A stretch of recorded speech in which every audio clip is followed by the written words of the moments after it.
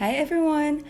These are the easy steps for online registration. Just go to register.philsys.gov.ph and pwede po kayo mag-register through your email or your mobile number.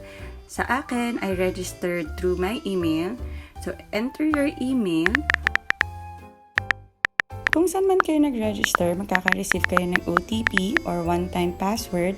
I-enter lang, then verify. Click Create New Application. Then, i-fill out lang lahat ng questions or yung mga required information. And click Next. Ipapakita yung preview ng mga information na binigay ninyo. I-double check nyo lang maigi para pwede nyo i-edit kung sakaling may mali. Automatic sila magbibigay ng registration centers na malapit sa address na binigay mo. Click Choose Schedule and kayo na bahala mamili sa time and date. Then, confirm na yung appointment nila. Make sure lang to screenshot their schedule with the QR code kasi hahanapin nila yun doon. Then you're done. Mabilis lang, diba?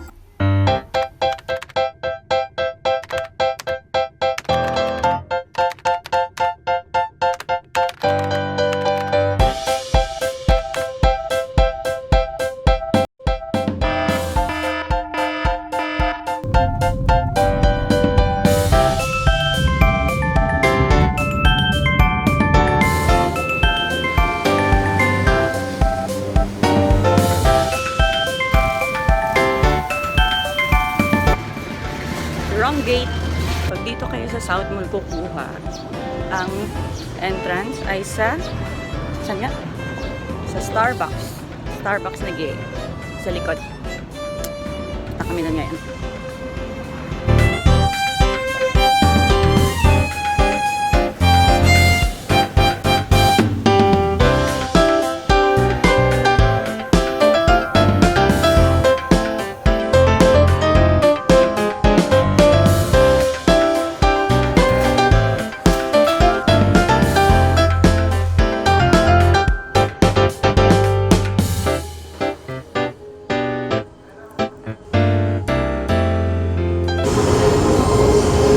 Follow the capital letter. I follow the black ink, but the X mark.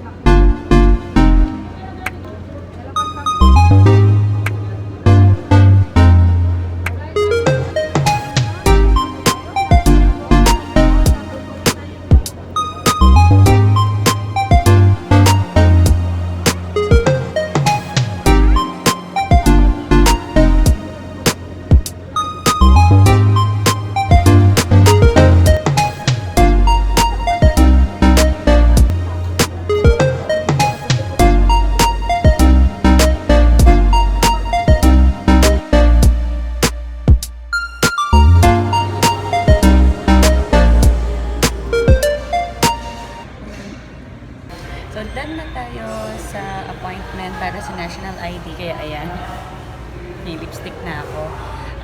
Overall, mabilis yung process. Wala pang 1 hour, tapos na ako. So, naman thank you sa staff ng PSA dito sa Southmall kasi sobrang babait nila, as in, nung una kasi kinakabahan ako, syempre kailangan ko ng consent kung i-allow nila ako na mag-capture ng video.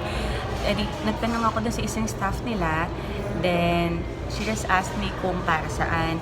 Then sinabi ko, meron kasi akong vlog. So, ang cute lang niya, dali-dali siya pumunta sa supervisor niya to ask permission.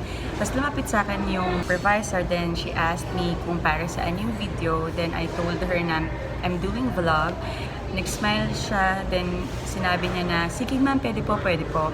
Meron lang siyang mga conditions na bawal ipakita yung monitor nila, bawal din ipakita yung mga staff nila.